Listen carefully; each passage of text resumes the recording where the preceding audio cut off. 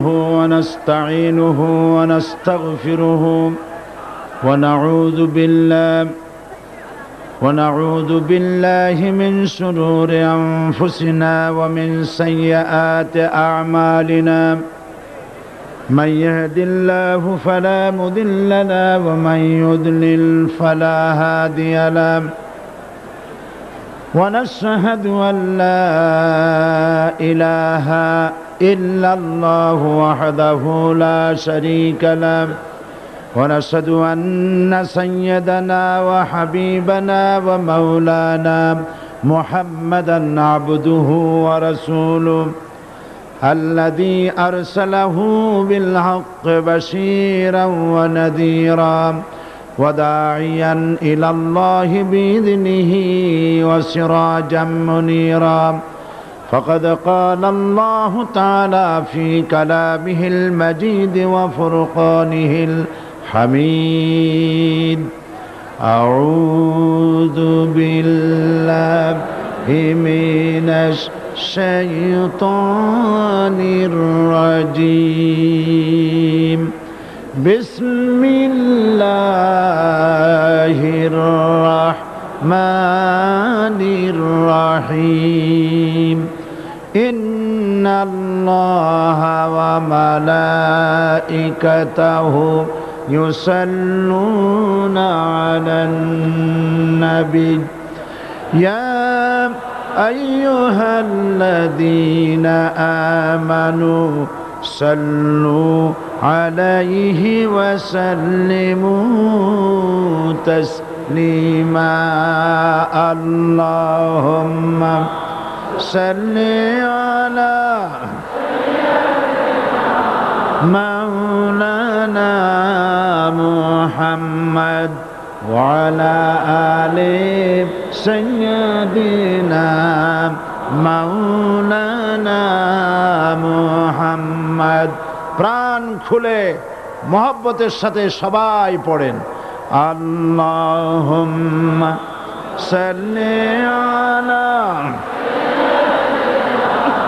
مولانا محمد وعلى آل سيدنا مولانا محمد بلغ العلا بكماله كشف الدجى بجماله حسنت جميع خصاله صلوا عليه محمد مصطفى تمہی حبیب پاک داور ہو شفیع آسیہ مشکل کشائے روز محشر ہو بلغ العلا بکمالہ کشف الدجى بجماله حسنت جميع خصاله صلوا عليه سورة يوسف بداري حکمت لقمان ما قاری قرآن باری اے دل شادمان ما بلغ العلا بکمالہ کشف الدجى بجماله حسنت جميع خصاله صلوا عليه وآله اللهم آمين ربنا ظلمنا أنفسنا وإن لم تغفر لنا وترحمنا لنكونن من الخاسرين পরওয়ারদিগারে আলম শাহানশাহ রাজাধিরাজ সম্রাটের সম্রাট বিশাল আকাশের জমিনের মালিক আল্লাহ রব্বুল আলামিন চট্টগ্রামের ইতিহাসের স্মরণকালের কোরআনে কারিমের সর্বশ্রেষ্ঠ মাহফিল নিয়ে কয়েকবার দরুদ সালাম পড়ে তোমার দরবারে আমরা হাত তুলেছি। মেহেরবানি মেহরবানি করে দুরুদ ও সালাম টুকুন সোনার মদিনায় নবী পাকের রওজা মোবারকে পৌঁছে দাও। তাম পৃথিবীর মাটির নিচে যত মুমিন মুমিনাত শুয়ে আছেন তাদের আরওয়ার উপরে সওয়াব পৌঁছায় দাও রব্বুল আলামিন। এ মাহফিলের আয়োজন যারা করেছেন, শোনার জন্য যারা এসেছেন, কিয়ামতের দিন মুসিবতের সময় এ মাহফিল আয় আল্লাহ পাক আমাদের সকলের জন্য নাজাতের জারিয়া বানিয়ে দিও আল্লাহ রব্বুল আলামিন। এ বিশাল জনসমুদ্র পুলিশের পক্ষে, স্বেচ্ছাসেবক বাহিনীর পক্ষে কারো পক্ষে সম্ভব নয় নিয়ন্ত্রণ করা। আল্লাহ পাক তুমি আপন কুদরতে মাহফিলের নিয়ন্ত্রণের দায়িত্ব নিয়ে নাও রব্বুল আলামিন। এ বিশাল মাহফিল মানুষকে আরাম করে বসে শোনার মতো তৌফিক দান করো। লাইট এবং মাইক সব পরিবেশ কোরআনের অনুকূলে এনে দাও ইয়া রব। করম তু अगर करे वो बात दे जुबान को जो दिल पर असर करे। रब्बना तकब्बल मिन्ना इन्नका अंतस समीउल अलीम व तुब अलैना इन्नका अंतत तव्वाबुर रहीम। सुब्हान रब्बिका रब्बिल इज्जति अम्मा यसिफून व सलामुन अलल मुरसलीन वल्हम्दुलिल्लाहि रब्बिल आलमीन। जनाब सभापति शेखुल हदीस अल्लामा हजरत मौलाना शमसुद्दीन साहेब मद्दजिल्लुहुल आली आजकल महफिले रौनक बख्श मेहमान शाही जामे मस्जिदर खतीब औलाद रसूल हजरत मौलाना अनवार ताहिर अल जाबिरी अल मदनी अतालल्लाहु उम्रहु व बारकाल्लाहु फी हयाती आमीन। आजकेर महफिले उपस्थित हजरात उलमाए किराम, मजलूम आलिम दीन हजरत मौलाना मुफ्ती इजहारुल इस्लाम चौधरी, आजकेर मंचे उपस्थित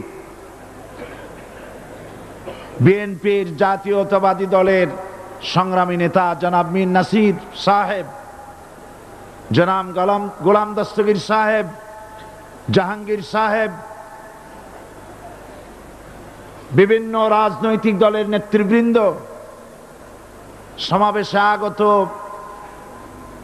ভারত, বার্মা, প্রতিবেশী দেশ থেকে আগত, বাংলাদেশের বিভিন্ন জেলা থেকে আগত সম্মানিত প্রিয় ভাইয়েরা, পর্দার আড়ালের সম্মানিত মা এবং বোনেরা, সুপ্রিয় সাংবাদিক বৃন্দ, আসসালামু আলাইকুম ওয়া রাহমাতুল্লাহি ওয়া বারাকাতুহু।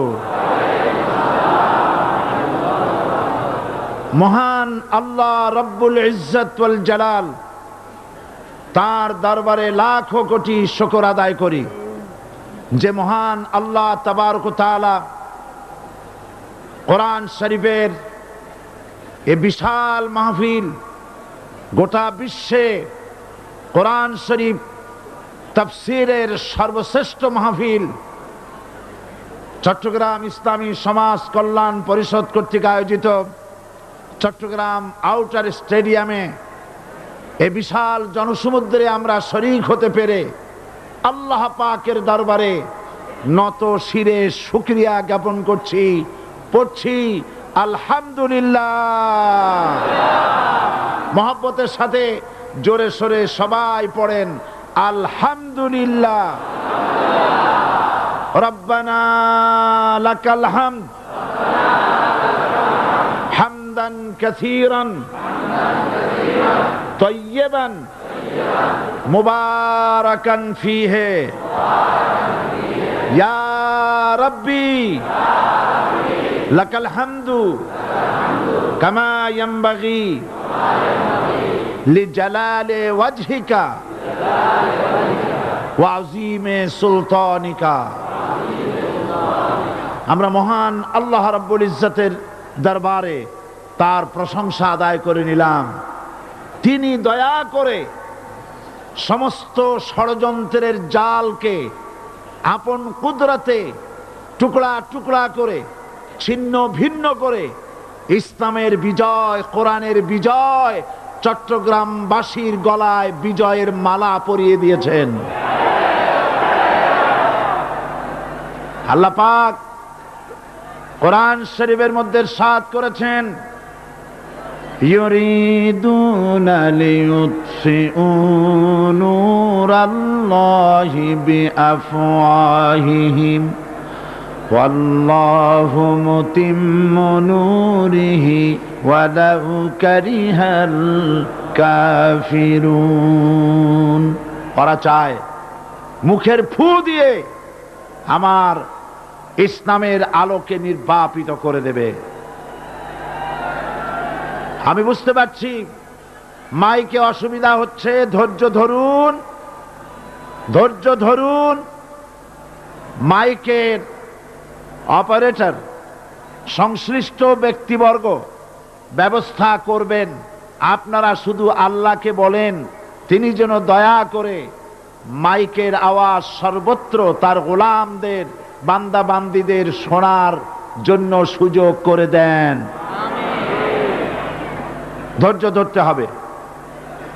তারপরেও বলে রাখি, কোন এলাকার মানুষ যদি শুনতে নাও পারেন, আল্লাহ না করুন শুনতে নাও পারেন, লক্ষ লক্ষ মানুষ শুনতেছে, তার ডিস্টার্ব করবেন না। অসংখ্য রেকর্ড হচ্ছে, tape recorder, audio video, CD VCD হচ্ছে, ঘরে বসে শুনতে পারবেন। যদি আজকে কেউ মাহরুম হনও, আল্লাহ যেন কাউকে মাহরুম না করেন, বলেন আমিন। ডিস্টার্ব করবেন না, শুনলে ডিস্টার্ব করবেন। আল্লাহ পাক তৌফিক দান করুন ধৈর্য ধরার, বলি আমিন। মাইকের কাজে নিয়োজিত ব্যক্তিবর্গ, আপনারা ঘুরে ঘুরে কষ্ট করে খোঁজ খবর রাখেন কোথায় মাইক হাত উঁচু করে যেখানে মানুষ হাত নাড়ে, সেই সব এলাকায় কি হয়েছে চোখ রাখুন এবং ব্যবস্থা গ্রহণ করুন।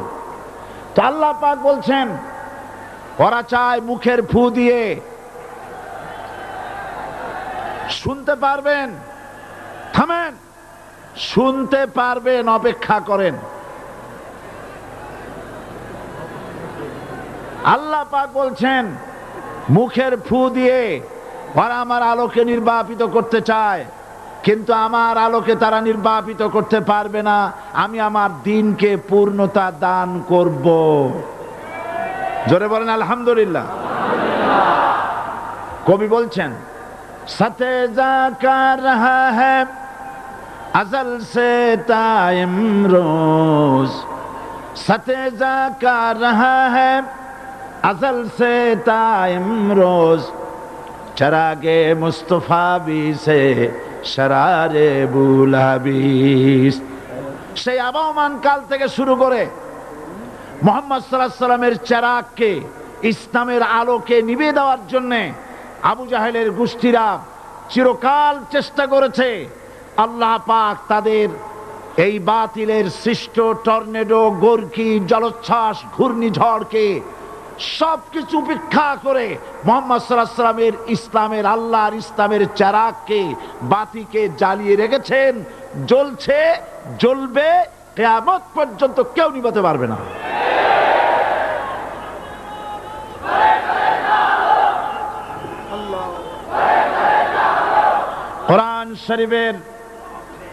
কোরআন শরীফের তাফসীর শুরু করার আগে প্রতিদিনের মতো সাংবাদিকদের জন্য কিছু কথা বলতে হয়, কারণ সময় মতো তারা খবর পৌঁছতে না পারলে, আপনারা এখানে লক্ষ লক্ষ আছেন মানুষ, কিন্তু সারা জাতি জানতে পারবে না এখানে কি হচ্ছে।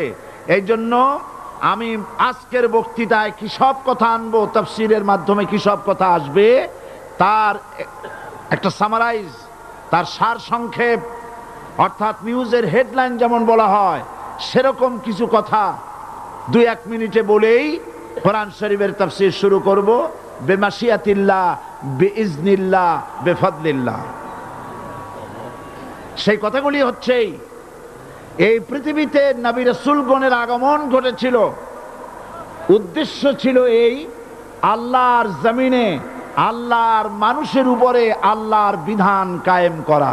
এটাই ছিল নবীদের আগমনের উদ্দেশ্য। আর শয়তানের আগমনের উদ্দেশ্য ছিল আল্লাহর বিধানের পরিবর্তে ধর্ম নিরপেক্ষ মতবাদ কায়েম করা। এজন্যে পৃথিবীর কোন নবী কোন রাসূল ধর্ম নিরপেক্ষ ছিলেন না, সবাই ছিলেন ধর্মের পক্ষে। রাসূলুল্লাহর অসংখ্য সাহাবীদের মধ্যে একজন সাহাবীও ধর্মের ব্যাপারে নিরপেক্ষ ছিলেন না। গোটা বিশ্বের সমস্ত মুহাদ্দিস, মুফাসসির এবং বড় বড় ওলামা, পীর বুজুর্গ, এমন একজন লোক পাওয়া যাবে না যিনি ধর্মনিরপেক্ষ মতবাদের অনুসারী ছিলেন।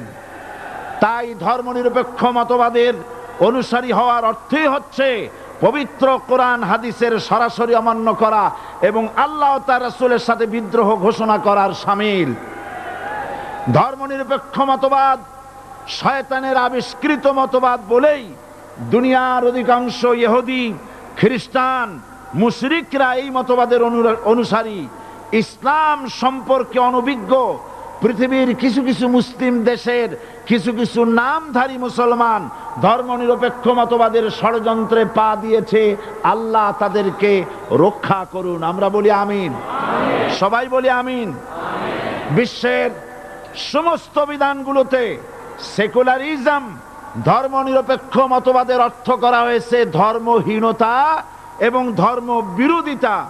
এর বাস্তব দৃষ্টান্ত আমরা দেখতে পাই বর্তমান যে সরকার আছে, তাই সেই সরকারের আমলের ভিতরে আমরা এই জিনিসটা দেখতে পাই। সত্য কিনা বলেন? সত্য কিনা বলুন? এই দলটির নাম ছিল আওয়ামী মুসলিম লীগ। এই দলটির নাম ছিল কি? আওয়ামী মুসলিম লীগ। তখন তারা নারায়ে তাকবীর, আল্লাহু আকবার ধ্বনি দিত, স্লোগান দিত। কিন্তু ধর্মনিরপেক্ষ মতবাদ দলীয় আদর্শ হিসাবে গ্রহণ করার কারণে নারায়ে তাকবীর, আল্লাহু আকবার এই স্লোগান তারা বর্জন করেছে। 1972 সনে যখন তারা ক্ষমতায় এলেন, তখন সংবিধানের শিরোনামে মুসলিম প্রথা সিদ্ধ বিসমিল্লাহির রহমানির রহিম তারা পরিত্যাগ করেছিল। সমস্ত বিশ্ববিদ্যালয়ের মনোগ্রাম থেকে ইকরা বিসমি রব্বিকাল্লাযী খালাক, রব্বি জিদনি ইলমা, এটাকে তারা বাদ দিয়েছিল। সলিমুল্লাহ মুসলিম হল, এই নাম থেকে মুসলিম শব্দ বাদ দিয়েছিল। নজরুল ইসলাম কলেজের নাম থেকে ইসলাম শব্দ বাদ দিয়ে শুধু নজরুল কলেজ করেছিল। এগুলি অসত্য না সত্য? বর্তমান এই সরকার ধর্মনিরপেক্ষ হওয়ার কারণে ইসলাম এবং মুসলিম বিদ্বেষী, তার অসংখ্য প্রমাণ এই জাতির কাছে রয়েছে। দেশের শ্রেষ্ঠ সন্তান হচ্ছে আলেম ওলামা, পীর বুজুর্গ। বলেন সুবহানাল্লাহ। দেশের শ্রেষ্ঠ সন্তান পীর মাশায়েখ আলেম ওলামাদের বিরুদ্ধে কোন জায়গায় কোনো দুর্ঘটনা ঘটলেই তাদেরকেই দায়ী করা হয়। হরকুতুল জিহাদ, লাদেন বাহিনী, তালেবান নাম করে আলেমদেরকে গ্রেফতার করে এই সরকার পুলিশ দিয়ে নির্যাতন করেছে সরকার। একথা সর্বজনবিদিত যে সন্ত্রাস এবং হত্যা ধর্ষণের 90% অনুষ্ঠিত হয় কলেজ বিশ্ববিদ্যালয় পড়ুয়াদের মধ্য থেকে। আর চরিত্র সৃষ্টির শ্রেষ্ঠ কারখানা মাদ্রাসাগুলি এই সরকার একটা একটা করে বন্ধ করার পরিকল্পনা গ্রহণ করেছে। মাদ্রাসা শিক্ষাকে সংকুচিত করে ফেলছে। শুধু তাই নয়, দেশে অসংখ্য ভালো মন্দ পত্রিকা আছে, আরো রয়েছে ফুটপাতের অসংখ্য অশ্লীল ম্যাগাজিন, পর্ণ পত্রিকা। দেশের অধিকাংশ জাতীয় দৈনিকগুলো হিন্দুস্তানের টাকায় পরিচালিত এবং এগুলি হচ্ছে ইসলামের চরম বিদ্বেষী। সরকার সেগুলিরই পৃষ্ঠপোষকতা করছে, আর্থিক সাহায্য দিচ্ছে, বিজ্ঞাপন দিচ্ছে। আর অন্যদিকে এদেশের মুসলিম জাতিসত্তার প্রতীক স্বাধীনতা, সার্বভৌমত্ব, অখণ্ডত্বের অতন্ত্র প্রহরী, জননন্দিত 12 কোটি মুসলমানের কলিজার সাথে সম্পর্ক দৈনিক ইনকিলাব পত্রিকাকে বন্ধ করার ষড়যন্ত্র হিন্দুস্তানের গোলাম সরকার হাতে নিয়েছে।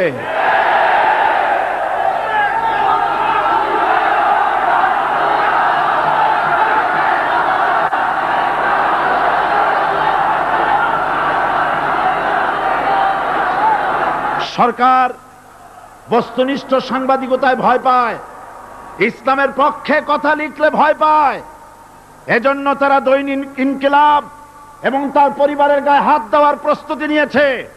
দৈনিক ইনকিলাবের সম্পাদকের গায়ে যদি হাত দেওয়া হয়, ইনকিলাব যদি বন্ধ করে দেওয়া হয়, সারা বাংলাদেশ অচল হয়ে যাবে।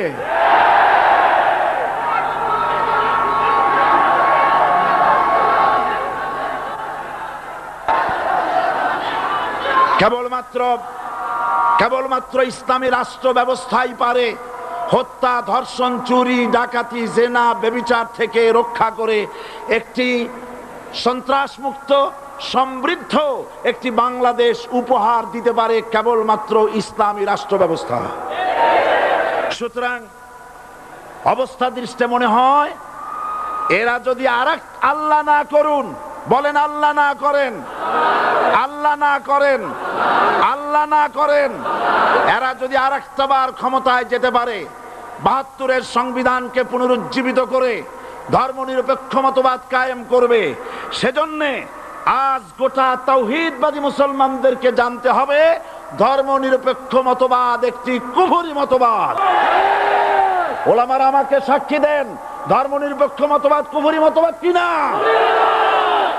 এই কুফরি মতবাদকে বাংলাদেশের মাটিতে যাতে কার্যকরী করতে না পারে তার জন্য গোটা তাওহীদি জনতা রুখে দাঁড়ান। আল্লাহ পাক সে তৌফিক গোটা জাতিকে দান করুন বলি আমিন। এবার আসুন কোরআনে কারীমের যে কথাগুলি আমরা আলোচনা করতে চাই, আপনাদের সামনে সূরা বাকারার 255 নম্বর আয়াত আমি তেলাওয়াত করে গত 2 দিন আলোচনা করেছি। আজকে আসেন সেই যেখান থেকে শেষ করেছিলাম সেখান থেকে আলোচনা শুরু করে যাক। সবাই আমার সাথে পড়েন, আউযু বিল্লাহি শাইতানির রাজিম, বিসমিল্লাহির রাহমানির রাহিম। আল্লাহু লা ইলাহা ইল্লা হুয়াল হাইয়ুল কাইয়্যুম লা তাখুযুহু সিনাতুন ওয়ালা নাওম লাহু মা ফিস সামাওয়াতি ওয়া মা ফিল আরদ মান যাল্লাযী ইয়াশফা'ু ইনদাহু ইল্লা বিইذনিহি ইয়ালামু মা বাইনা আইদিহিম ওয়া মা খালফাহুম ওয়া লা ইউহিতুনা বিশাইইন মিন ইলমিহি ইল্লা বিমা শাআ ওয়াসি'a কুরসিয়্যুহুস সামাওয়াতি ওয়াল আরদ ولا يؤوده حفظهما وهو العلي العظيم صدق الله العظيم। আমি এই সূরার এই আয়াতের আলোচনা করতে গিয়ে আপনাদের সামনে বলেছিলাম কোরআন শরীফের সর্বশ্রেষ্ঠ আয়াত হচ্ছে হাদিস অনুযায়ী কোন আয়াত? আয়াতুল কুরসি। আল্লাহ পাকের সার্বভৌমত্বের পরিচয় এই আয়াতে কারিমার মধ্যে আল্লাহ পাক দিয়েছেন। গত 2 দিন আমরা আল্লাহ পাকের সার্বভৌমত্ব এবং তার পরিচয় সম্পর্কে আলোচনা করেছি। আজকে সামনের দিকে আমরা এগোতে থাকবো যতদূর আলোচনা করা যায়। আল্লাহ পাক বলছেন আল্লাহু লা ইলাহা ইল্লা হুয়াল হাইয়ুল কাইয়্যুম। আল্লাহ হচ্ছেন তিনি যিনি ছাড়া কোনো ইলাহ নাই। লা ইলাহা ইল্লাহু, তিনি ছাড়া কোনো ইলাহ নাই, সার্বভৌমত্বের মালিক কেউ নাই। এই যে লা ইলাহা, কোনো ইলাহ নাই, আমরা কালেমার মধ্যে এই কথাটা বলি। আমাদের কালেমায়ে তাইয়্যিবা আমরা কি উচ্চারণ করি? লা ইলাহা ইল্লাল্লাহু মুহাম্মাদুর রাসূলুল্লাহ। জোরে পড়েন লা ইলাহা ইল্লাল্লাহ, লা ইলাহা ইল্লাল্লাহু মুহাম্মাদুর রাসূলুল্লাহ। লা ইলাহা, কোনো ইলাহ নাই। এই দাওয়াত দিয়েছেন দুনিয়ার সমস্ত পয়গম্বর। এটা কি শুধু রাসূলুল্লাহর দাওয়াত ছিল? সমস্ত নবীদের স্লোগান ছিল একটা। সমস্ত নবীদের স্লোগান ছিল কয়টা? সবাই বলুন, কি সেই স্লোগান? লা ইলাহা ইল্লাল্লাহ। কোরআন শরীফের ভিতরে ইলাহ শব্দ 147 বার এসেছে। লা ইলাহার অর্থ যদি এই হয়, কোনো উপাস্য নাই আল্লাহ ছাড়া, কোনো মাবুদ নাই আল্লাহ ছাড়া, মুহাম্মদ সাল্লাল্লাহু আলাইহি ওয়াসাল্লাম আল্লাহর প্রেরিত রাসূল, তাহলে তো এত ঝঞ্ঝাট হওয়ার কথা ছিল না। আপনারা বলেন, নবীরা যখনই এই দাওয়াত দিয়েছেন লা ইলাহা ইল্লাল্লাহ, তখন সংঘর্ষ হয়েছে কিনা? হয়েছে কিনা? বাধা আসছে কিনা? তাহলে এই কথাটা কি যার কারণে এরকমের বাধা আসে? লা ইলাহা ইল্লাল্লাহ, এর চাইতে বিপ্লবাত্মক, এর চাইতে রিভলিউশন সৃষ্টিকারী কথা আল্লাহর আকাশের নিচে জমিনের উপরে আর একটাও হতে পারে না। লা ইলাহা ইল্লাল্লাহ। ইলাহ শব্দের অর্থ শুধু উপাস্য আর মাবুদ নয়। ইলাহ শব্দের অর্থ হচ্ছে আইনদাতা, ইলাহ শব্দের অর্থ হচ্ছে শাসনকর্তা, ইলাহ শব্দের অর্থ হচ্ছে বিধানদাতা। তো লা ইলাহা যখন একটি লোক ঘোষণা করে, তার অর্থ দাঁড়ায় কোনো আইনদাতা নাই, বিধানদাতা নাই, শাসনকর্তা নাই, কারো আইন মানি না, বিধান মানি না, শাসন মানি না, আল্লাহ ছাড়া। কে ছাড়া? আল্লাহ ছাড়া। এই কালেমার দাওয়াত যখন পয়গম্বরেরা দিয়েছেন, তখন 3 শ্রেণীর লোকেরা বাধা দিয়েছে। বলেন কয় শ্রেণী? সবাই বলেন। 3 শ্রেণীর লোকেরা বাধা দিয়েছে। লক্ষ্য করুন। 1 নম্বরে বাধা দিয়েছে রাষ্ট্র শক্তি। 1 নম্বরে বাধা দিল কারা? 2 নম্বরে বাধা দিয়েছে ধনাঢ্য ব্যক্তিবর্গ। 3 নম্বরে বাধা দিয়েছে যারা কায়েমি স্বার্থবাদী ধর্মীয় শক্তি। এই 3টি শ্রেণী সমস্ত নবীদেরকে বাধা দিয়েছে। সেই বাধা অতীতে যারা দিত, এখন আর দেয় না নাকি? এখনো দেয়। দেখুন, এই কালেমার দাওয়াত হযরতে মূসা আলাইহিস সালামকে যেদিন আল্লাহ পাক প্রথম ওহী দিলেন, এই দাওয়াত শুধু রাসূল দেন নাই, আল্লাহ পাক বলছেন প্রত্যেক নবী তার জাতিকে এই দাওয়াত দিয়েছেন। কি? আল্লাহ রাব্বুল আলামিন বলেন, সকল নবী তার কওমকেই বলে দাওয়াত দিয়েছেন, ইয়া কওমি ইবুদুল্লাহা মা লাকুম মিন ইলাহিন গায়রু। হে সম্প্রদায়, আল্লাহ ছাড়া কোনো ইলাহ নাই, তার ইবাদত করো, তারই দাসত্ব করো, তার গোলামি করো। আল্লাহ পাক মূসা আলাইহিস সালামকে যখন নবুয়াত দিলেন, প্রথম যে ওহী এলো, প্রথম ওহীটাই ছিল ইন্নানি আনাল্লাহ লা ইলাহা ইল্লা আনা ফা'বুদনি ওয়া আকিমিস সালাতা লিযিকরি। নিশ্চয়ই আমি আল্লাহ, আমি ছাড়া কোনো ইলাহ নাই, আইনদাতা নাই, বিধানদাতা নাই, সুতরাং আমার দাসত্ব করো এবং আমার শরণার্থে নামাজকে প্রতিষ্ঠা করো। মূসা আলাইহিস সালামকে আল্লাহ পাক ওহী দিয়ে তাকে পাঠালেন। কোথায় পাঠালেন? আল্লাহ পাক বলেন, ইযহাব ইলা ফিরআউনা ইন্নাহু তাগা। গোটা কওম নাফরমান, আল্লাহর আইন কেউ মানছে না। গোটা কওমের কাছে না পাঠাইয়া আল্লাহ পাক সর্বপ্রথম মূসা আলাইহিস সালামকে দাওয়াত নিয়ে কার কাছে পাঠালেন? ফেরাউনের কাছে, কারণ ফেরাউন হচ্ছে রাষ্ট্রশাসক। ফেরাউন কি রাষ্ট্রশাসক। টিলা নিচের পানি পাহাড়ের উপরে যায় না, উপরের পানি না নিচের থেকে উপরে যায়, উপরে পানি নিচে আসে। সুতরাং দেশ যারা চালায় এই লোকগুলি যদি ভালো হয় গোটা দেশ ভালো হয়, আর সমস্ত মানুষটা যদি রাষ্ট্র যিনি পরিচালনা করেন এই লোকগুলি যদি খারাপ হয় গোটা দেশ খারাপ হতে বাধ্য। এই জন্য আল্লাহ পাক বলছেন সর্বপ্রথম তুমি ফেরাউনের কাছে যাও এবং এই কালেমার দাওয়াত দাও। হযরতে মূসা আলাইহিস সালাম ফেরাউনের কাছে গেলেন আর দাওয়াত দিলেন, ফেরাউন পড়ে নাও লা ইলাহা ইল্লাল্লাহ। একটি কথা আপনাদের মনে রাখতে হবে, দুনিয়ার কোন ফেরাউন, কোন নমরুদ, কোন সাদ্দাত, কোন হামান কেউ বলে নাই যে আমি আল্লাহ, আমি রাজ্জাক, আমি খালেক, আমি পৃথিবীর সৃষ্টি করেছি। কথা কেউ বলেছে? কেউ বলে নাই। কি বলেছে তারা? ফেরাউন বলেছে মা আলিমতু লাকুম মিন ইলাহিন গায়রি, আমি তো জানি না আমি ছাড়া আরো কোনো ইলাহ আছে, এ কথা আমার জানা নাই, সুতরাং আমি হচ্ছি ইলাহ আর তুমি বলছো লা ইলাহা।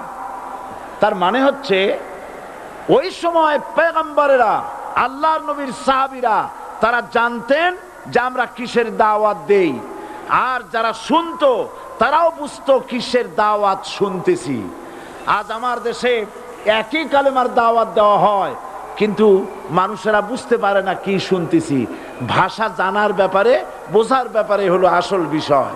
এটা বুঝাতে গিয়ে আমি মাঝে মধ্যে একটা দৃষ্টান্ত দেই এভাবে। একজনের একটা রেশনের দোকান ছিল, সেই দোকানে তার একটা ময়না পাখি ছিল, আর ময়না পাখিকে কথা শেখানো যায় সেটা তো আপনারা জানেন। জি, ময়নাকে শিখায়েছে যে লাইন করুন, এক এক করে আসুন। ময়না এই কথা শিখেছে। সকালবেলায় যখন রেশনের দোকানে ভিড় পড়ে গেছে তখন ওই পাখি খাঁচার মধ্যে বসে বলছে লাইন করুন, এক এক করে আসুন। একদিন খাঁচার দরজা খোলা পেয়ে পাখি উড়ে গিয়ে গাছের ডালে বসেছে। আশেপাশে যত পাখি ছিল তারা চিন্তা করলো এই রকমের পাখি তো কখনো দেখি নেই। ময়না তো দেখতে কাকের মতো না, শালিকের মতো না, দেখতে একটা ভিন্ন রকম। ওরা এসে চতুর্দিক থেকে এই নবান্ত এই যে নতুন এসেছে ওরে ঠোকরানো শুরু করেছে চতুর্দিক থেকে। ঠোকরানি খেয়ে ময়না বলতেছে লাইন করুন, এক এক করে আসুন। এখন ময়না তো বোঝে না যে কি বলতেছি, আর যে পাখিরা ঠোকরাচ্ছে তারাও তো বোঝে না যে কি শুনতেছি। ময়না যদি বুঝতো যে আমি কি বলি, সবাই মিলে ঠোকরায়, তাই জান বাঁচে না। লাইন করে ঠোকরাইনি তো কলজে যাবে, সব ঠোঁটে ঠোঁটে চলে আসে, বোঝে নাই। আমাদের অবস্থা তাই হয়েছে। এই যে আপনারা এখানে দাঁড়াইছেন কেন? যারা যেখানে দাঁড়ায় বসা মানুষেরা অনুরোধ করে বসায় দেন। এত বড় বিশাল মাহফিলে আপনি দাঁড়ায়া কোন মানুষকে কষ্ট দিবেন না, জায়েজ নাই। মুসলমানদেরকে কষ্ট দেওয়া কবিরা গুনাহ। বুঝতে পেরেছেন? যে যেখানে দাঁড়িয়েছে আপনারা বসা মানুষেরা তাদেরকে বসায় দেন। এত বড় বিশাল মাহফিলে আপনি দাঁড়ায়া কোন মানুষকে কষ্ট দিবেন না, জায়েজ নাই। মুসলমানদেরকে কষ্ট দেওয়া কবিরা গুনাহ। বুঝতে পেরেছেন? যে যেখানে দাঁড়িয়েছে আপনারা বসা মানুষেরা তাদেরকে বসায় দেন।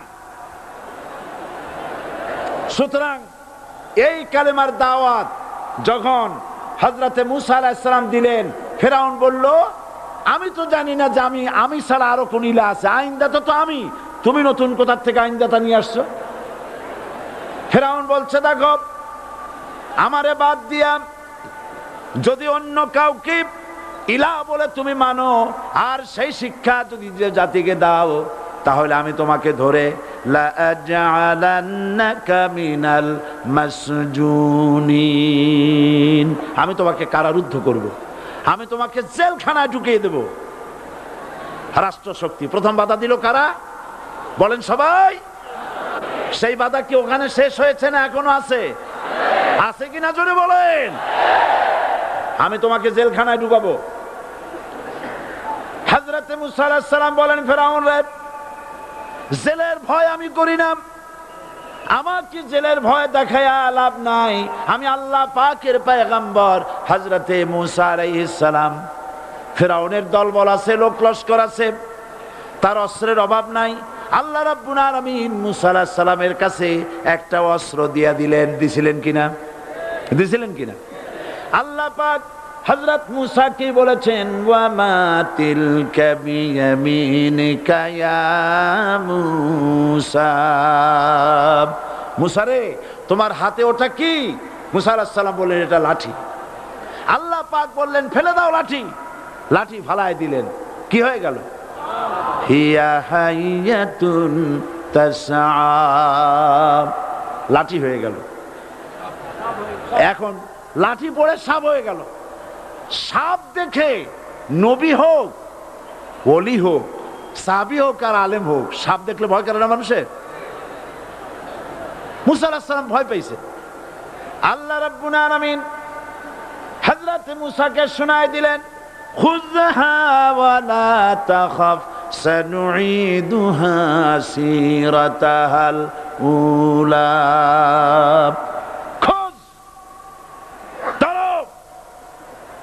লা তাখাফ, ভয় পেও না। আল্লাহ বলছেন ধরো, ভয় পেও না। ধরার সঙ্গে সঙ্গে স্বাভাবিক অবস্থায় ফিরে আসবে, আবার লাঠি হয়ে যাবে। এখন আল্লাহ বলছেন ধরো। মূসা আলাইহিস সালাম কি ভয় পাওয়া উচিত হবে? উচিত হবে? মূসা আলাইহিস সালাম কি ভয় পাইছিলেন? কারণ হচ্ছে এই দুশমনের শক্তিটা খুব বড়ই দেখা যায়, মনে হয় যেন অনেক বড়, কি জানি কি। আল্লাহ পাক বলছেন, ইন্না কাইদাশ শায়তানে কানা দাঈফা। শয়তানের চক্রান্ত যতই তুমি মনে করো অনেক ষড়যন্ত্রের জাল বিস্তার হয়ে আছে, আল্লাহ কয় কিছুই না, দাঈফা, অত্যন্ত দুর্বল। আল্লাহ পাক বললেন ধরো। মূসা আলাইহিস সালাম সাপ ধরলেন, সঙ্গে সঙ্গে লাঠি হয়ে গেল। ফিরআউন বরদাস্ত করলো না, রাষ্ট্রশক্তির পক্ষ থেকে আক্রমণ শুরু হলো। অপরাধ কি? মূসা আলাইহিস সালামের অপরাধ কি? কি অপরাধ? মাশাআল্লাহ, বুঝতে পেরেছেন। অপরাধ হচ্ছে তিনি বলেছেন লা ইলাহা, জোরে বলেন লা ইলাহা ইল্লাল্লাহ। এই কালেমাকে আজ আমরা ভিক্ষার বুলি বানাইছি। এটা হলো সার্বভৌমত্বের বুলি, এটা হচ্ছে আল্লাহ পাকের সার্বভৌমত্বের কথা। আজ আমরা মানুষের কাছে আমরা শুনি, মানুষেরা ভিক্ষা চায়, লা ইলাহা ইল্লাল্লাহ, এক মুঠ চাউল দেন, লা ইলাহা ইল্লাল্লাহ 10 খান পাই দেন। এই হচ্ছে কালেমার জিকির। আবার কেউ কেউ জিকির করতেছে লা ইলাহা আস্তে, ইল্লাল্লাহ জোরে, এমন জোরে কলব সাফ করে, কলব তাতে থাকলেও পারে, গেলেও পারে। এই কালেমার জার, এর আঘাত পয়গম্বররা মেরেছেন। হযরতে মূসা আলাইহিস সালাম যখন বলেছেন লা ইলাহা ইল্লাল্লাহ, এই ধাক্কা ফিরআউন বরদাস্ত করতে পারে নাই। দরিয়ায় নীলের ভিতরে আল্লাহ পাক ডুবাইয়ে শেষ করে দিয়েছেন, দেন নাই? হযরতে মূসা আলাইহিস সালাম, তার উম্মতেরা দরিয়ার পাশে বসে দ্বীনি কথাবার্তা বলতেছেন। এমন সময় ফিরআউন, তার শত্রু হচ্ছে মূসা আলাইহিস সালাম। শত্রু কেন? মূসা কি ফিরআউনের পাকা ধানে মই দিয়েছে নাকি? বলেন আপনারা। তার হালের গরু পিটায় মারছে নাকি? অপরাধ হলো তিনি আল্লাহর জমিনে আল্লাহর আইন প্রতিষ্ঠার কথা বলেছেন। এই শুধুমাত্র এই অপরাধে ফিরআউন তার দলবল নিয়ে 3 দিক থেকে আক্রমণ করেছে। মূসা আলাইহিস সালামের উম্মতেরা ভয় পেয়ে গেছেন। তারা বলছেন ইন্না লামুদরাকুন, আমরা পাকড়াও হয়ে গেছি। 3 দিকে সাড়াশি আক্রমণ, 3 দিকে শত্রু, একদিকে দরিয়া, পালাবার রাস্তা আছে?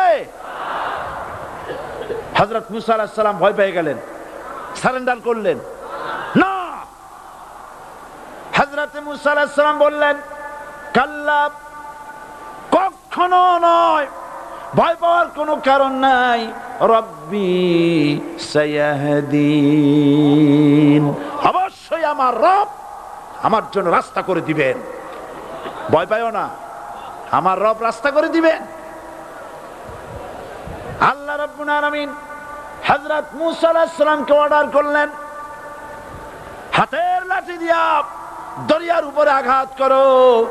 হযরতে মূসা আলাইহিস সালাম দরিয়ার উপর আঘাত করলেন। রাস্তা ছিল দরকার একটার, এক বাড়িতে আল্লাহর হুকুমে লাঠি দিয়ে একটি আঘাত করার সঙ্গে সঙ্গে হযরত মূসার তার সঙ্গী সাথী দরিয়া পার হওয়ার জন্য দরিয়ার মধ্যে দিয়ে আল্লাহ 12টা রাস্তা পয়দা করে দিলেন। সে আল্লাহ আছে না নাই? এত আসতে বলেন কেন? ভয় পাওয়ার কারণ আছে? রাষ্ট্র শক্তি বাধা দিয়েছে সমস্ত নবীদেরকে। কেন? নবীদের চরিত্র খারাপ? জোরে বলেন, নবীদের চরিত্র খারাপ?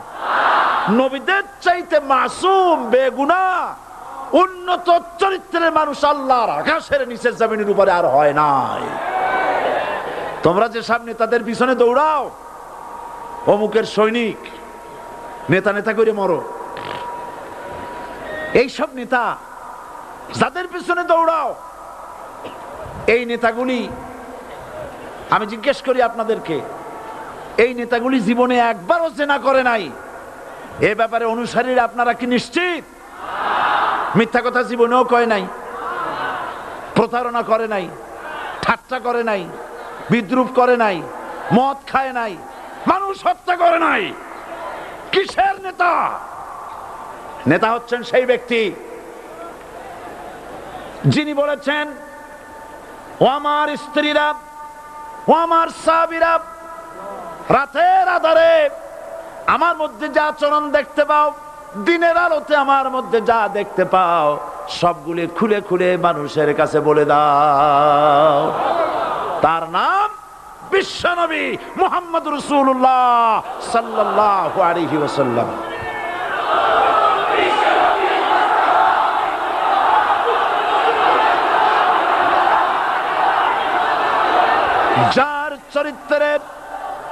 যার চরিত্রের সার্টিফিকেট আল্লাহ রাব্বুল আলামিন নিজে দিচ্ছেন, ওয়া ইন্নাকা লাআলা খুলুকিন আযীম। নবী হে, উন্নত চরিত্রের উপরে আপনি প্রতিষ্ঠিত। সুবহানাল্লাহ। কে সার্টিফিকেট দিচ্ছেন? আযীম, আযীম।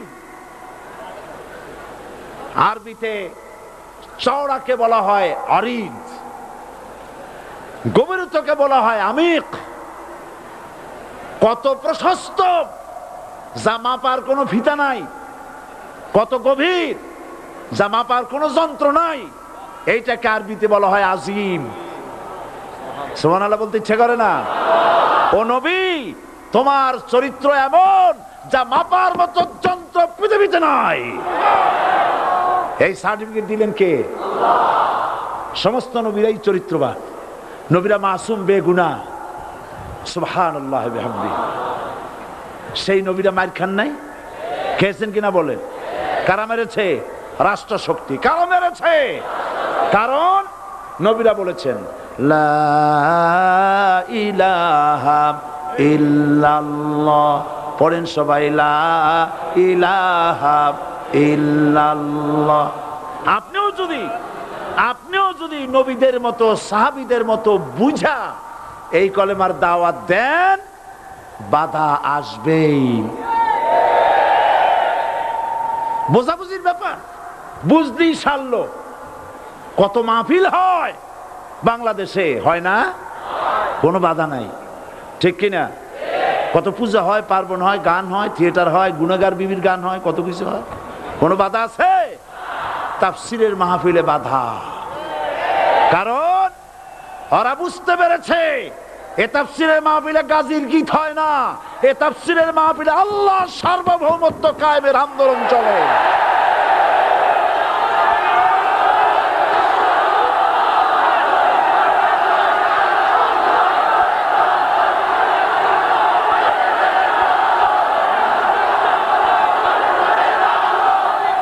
এবার দেখুন, এবার কলেমা বোঝেন, কালেমা বুঝুন।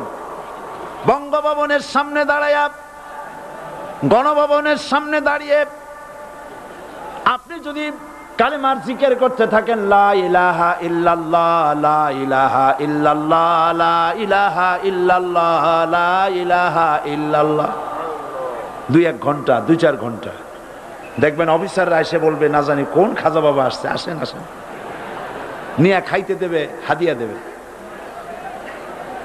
যেহেতু যিনি পড়তেছেন উনি বোঝেন না কি বলতেছেন, আর যারা দাওয়াত দিয়ে নিয়ে গেল ওরা টের পায় নাই যে কি কি শুনে দাওয়াত দিতেছে।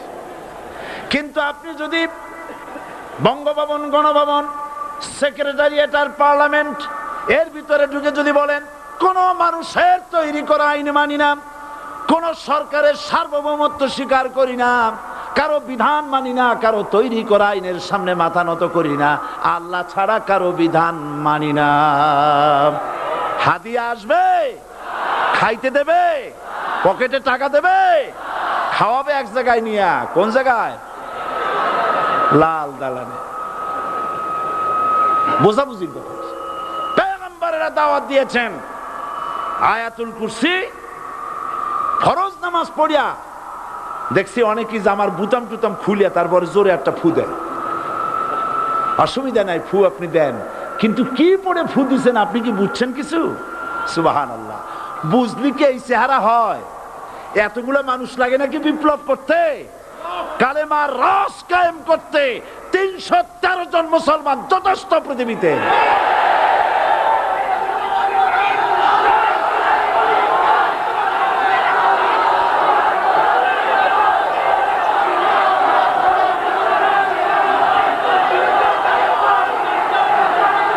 আল্লাহ পাক কোরআনে কারীমের মধ্যে আল্লাহ পাক বলেছেন এমন একজন নবী পাঠাই নাই, ইয়া হাসরাতান আলাল ইবাদ, বান্দার উপরে আফসোস।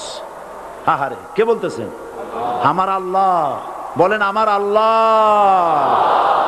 তিনি আফসোস করছেন, আফসোস একজন পয়গম্বর এমন পাঠাইলাম না, একজন রাসূল পাঠাইলাম না যার সাথে এরা ঠাট্টা করে নাই, বিদ্রুপ করে নাই, পাগল বলে নাই, মারে নাই। আহা, অপরাধ কি? আল্লাহর সার্বভৌমত্ব প্রতিষ্ঠার অপরাধ। হযরত ইব্রাহিম আলাইহিস সালাম তিনি যখন এই কালেমার দাওয়াত দিয়েছেন নমরুদের বিরুদ্ধে, নমরুদ বলেছে মান আসাদ্দু মিন্না কুওয়া, আমার চাইতে শক্তিশালী আর কে আছে? আনা রব্বুকুমুল আলা, আমি তোমাদের বড় প্রভু। নাউজুবিল্লাহ। কই থেকে একটা তুমি বলছো লা ইলাহা ইল্লাল্লাহ, আমি তো ইলাহ। হযরত ইব্রাহিম আলাইহিস সালাম কি কালেমার দাওয়াত পেশ করার অপরাধে অগ্নিকুণ্ডের ভিতরে ফালাবার ব্যবস্থা হয়ে গেছে। আল্লাহ পাক সব ঘটনা কোরআনে বলে দিয়েছেন কিনা বলেন? কেন বললেন এই সমস্ত কথা? এই জন্য বলেছেন ফেরাউন মরে যাবে, নমরুদ মরে যাবে, কিন্তু তাদের প্রেতাত্মারা যুগে যুগে তারা বেঁচে থাকবে। আগুনের ভিতরে ফালাবার ব্যবস্থা হয়েছে। আল্লাহ পাক বলে দিয়েছেন আমার রাস্তায় যদি চেষ্টা করো, জিহাদ করো, আমার সাহায্য তোমরা পাবে। ওয়া কানা হাক্কান আলাইনা নাসরুল মুমিনিন, মুমিনদেরকে সাহায্য করা আমি আল্লাহর জন্য ওয়াজিব। সুবহানাল্লাহ বলবেন না? আলহামদুলিল্লাহ বলবেন না? আমার জন্য ওয়াজিব মুমিনদেরকে সাহায্য করা। ইব্রাহিম আলাইহিস সালামকে আগুনে ফেলানো হচ্ছে। হযরত জিবরাইল বলেন ইব্রাহিম তোমাকে আগুনের ভিতরে ফেলানো হতেছে, আমার কাছে সাহায্য চাও, আমি তোমারে বাঁচায় দেব। হযরত ইব্রাহিম আলাইহিস সালাম তিনি বললেন জিবরাইল আমার পরীক্ষা চলতেছে, আমাকে ডিস্টার্ব করো না, আমি তোমার কাছে সাহায্য কেন চাইব? আমি তো এমন কোন অন্ধ আল্লাহর ইবাদত করি না যিনি তার বান্দার দুঃখ দুর্দশা নিজের চোখে না দেখেন। পরীক্ষা পাস করছে না? পাস করছেন কিনা? হযরত ইব্রাহিম বলেন শোনো জিবরাইল, আমি যদি আগুনের ভিতরে পড়ে যাই আর আগুনে পুড়ে যদি ভস্ম হয়ে যায়, আমার আল্লাহ যদি এতে খুশি হন, তাহলে আমি আমার রব্বুল আলামিনকে খুশি করার জন্য এভাবে 1000 বার পুড়তে আমি রাজি আছি। ইব্রাহিম আলাইহিস সালাম আগুনের ভিতরে পড়ে গেলেন। আল্লাহ রব্বুল আলামিন আগুনের প্রতি নোটিশ করে দিলেন, ইয়া নারু কুনি বারদাও ওয়া সালামান আলা ইব্রাহিম। আগুন আমার ইব্রাহিমের জন্য শান্তিদায়ক, ঠান্ডা হয়ে যা। ইব্রাহিম আলাইহিস সালাম জ্বলছেন, পুড়ে গেছেন।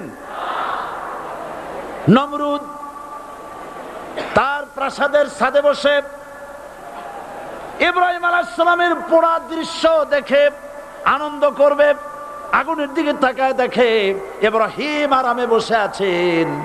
পোড়া তো দূরের কথা, জামাও পড়ে নাই। ও ডাক দিয়া বলে, রে আগুন, গোটা জাতি নিয়ে তোর পূজা করলাম, আমার দুশমন কেন জ্বালাইতে পারিস না? তোর জ্বালানো শক্তি কি নষ্ট হয়ে গেছে নাকি?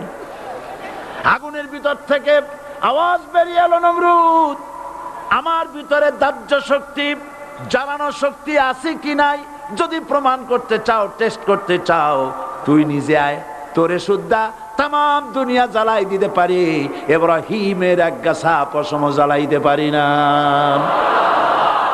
বিশ্বকবি আল্লামা ইকবাল কি সুন্দর করে বলেছেন, আজ ভি হো জু ইব্রাহিম কা ইমা पैदा आग कर सकती है एक अंदाज़े गुलिस्तां पैदा। ইব্রাহিমের ঈমান যদি আজও কোথাও হয় বিদ্যমান, করতে পারেন অগ্নিকুণ্ডে খুবসুরত এক গুলিস্তান। এখনো যদি ইব্রাহিমের সন্তানদেরকে আগুনের মধ্যে ফেলে দেওয়া হয়, আর ইব্রাহিম ঈমান যদি থাকে, আগুনকে ফুলের বাগান বানাবার ক্ষমতা আল্লাহর আছে। চিরকাল আল্লাহ পাক এই কালেমাকে দিয়েছেন আল্লাহর সার্বভৌমত্বকে প্রতিষ্ঠা করার জন্য। আয়াতুল কুরসি শুধু পড়ে বুকে ফু দেওয়ার জন্য নয়। পড়েন আমার সাথে, আল্লাহু লা ইলাহা ইল্লা হুয়াল হাইয়ুল কাইয়্যুম। দুনিয়ার সমস্ত পয়গম্বর অত্যাচারিত হলেন, শুধু তাই নয়, বিশ্ব নবী আখেরি জামানার পয়গম্বর নবী মুহাম্মদ রাসূলুল্লাহ সাল্লাল্লাহু আলাইহি ওয়াসাল্লাম জাতির কাছে আসলেন।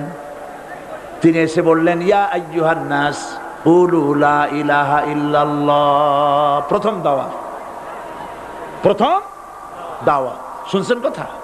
রাসূলুল্লাহ বলছেন, ও জাতি, আমার রাসূল তো মক্কার রাসূল না শুধু, মদিনার রাসূল না শুধু, আরবি ভাষা ভাষীদের রাসূল না শুধু, আমার নবী কি নবী? চিল্লায় বলেন। তাই তিনি বলেছেন, ও বিশ্বের মানবতা, বিশ্বের মানব গোষ্ঠী, যদি মুক্তি পেতে চাও, নাজাত পেতে চাও, উচ্চারণ করো, বিশ্বাস করো, আমল করো, বলো লা ইলাহা ইল্লাল্লাহ। জোরে পড়েন, লা ইলাহা ইল্লাল্লাহ, লা ইলাহা ইল্লাল্লাহু মুহাম্মাদুর রাসূলুল্লাহ। আবু জাহেল বুঝছিল কলেমার অর্থ? কথা বলেন না কেন? আবু জাহেল বুঝছিল? উতবা, সাইবা, মুগিরার গোষ্ঠীরা বুঝছিল? বুঝেছে। তারপরে তারা চিন্তা করলো যে সর্বনাশ তো করছে, লা ইলাহা, কোন ইলাহ নাই, আইনদাতা নাই, বিধানদাতা নাই, তাহলে আমরা কি ঘরে বসে বসে কি করব? উনি নতুন একজন ইলাহ নিয়ে আসছে, আল্লাহ ছাড়া কোন ইলাহ নাই, তাহলে আমাদের কাজটা কি? প্রথমে তারা চেষ্টা করলো যে একটু দেখি নরম নরম ভাবে হয় নাকি। চলে গেল আবু তালেবের কাছে, আসে না দিছে, বললো, আবু তালেব, তুমি তো কুরাইশদের নেতা, তোমার ভাইয়ের ছেলে কয়টাই কি? কি আশ্চর্যজনক কথা, লা ইলাহা ইল্লাল্লাহ, আল্লাহ ছাড়া কোন ইলাহ নাই, তা আমরা করবো কি? তোমার ভাতিজাকে বুঝাও লা ইলাহা ইল্লাল্লাহর দাওয়াত বন্ধ করে দিক, এর বিনিময়ে টাকা লাগে টাকা দেব, সোনা লাগে সোনা দেব, যত সুন্দরী মেয়ে চায় তাও দেব, নেতৃত্ব চায় তাও দেব, তবু যেন কালেমার দাওয়াত না দেয়। আসিনে কা হাদিসে আছে কিনা? নবীজি যখন বাড়ি ফিরলেন, চাচা আবু তালেব নিজের কলিজার টুকরা সন্তান হযরত জাফর আলীর চাইতে তিনি ভালোবাসতেন কলিজার মতো করে মুহাম্মদ সাল্লাল্লাহু আলাইহি ওয়াসাল্লামকে। বলছে, বাবা, এমন কথা কেন বলো যাতে লোকেরা খেপে যায়? এই কথাগুলি বলো না, ওরা আমার কাছে এই সব প্রস্তাব দিয়ে গিয়েছে। রাসূলুল্লাহ প্রস্তাব শুনে এগ্রি করলেন? জি। আমার নবী বলেন, ও আমার চাচা আবু তালেব, প্রস্তাবকারীদেরকে শুনিয়ে দিন। হুজুরের সাথে তখন অনেক লোকজন, নাকি অনেক অস্ত্রপাতি? কিচ্ছু নাই, আল্লাহর শক্তি ছাড়া কিছুই না। আমার নবী বলেন, ও আমার চাচা আবু তালেব, প্রস্তাবকারীদেরকে শুনিয়ে দেন। যেটা দেওয়া সম্ভব সেটা তো দূরের কথা, যেটা দেওয়া সম্ভব নয় তাও যদি তারা দিতে পারে আমারে, যেমন আকাশের সূর্যটা ধরে এনে ওরা যদি আমার ডান হাতে তুলে দেয়, আকাশের পূর্ণিমার চাঁদটা ধরে যদি বাম হাতে আমার তুলে দেয়, এর বিনিময়ে এক মুহূর্তের জন্য তাওহীদের দাওয়াত আমি বন্ধ করে দেব না। সুবহানাল্লাহ।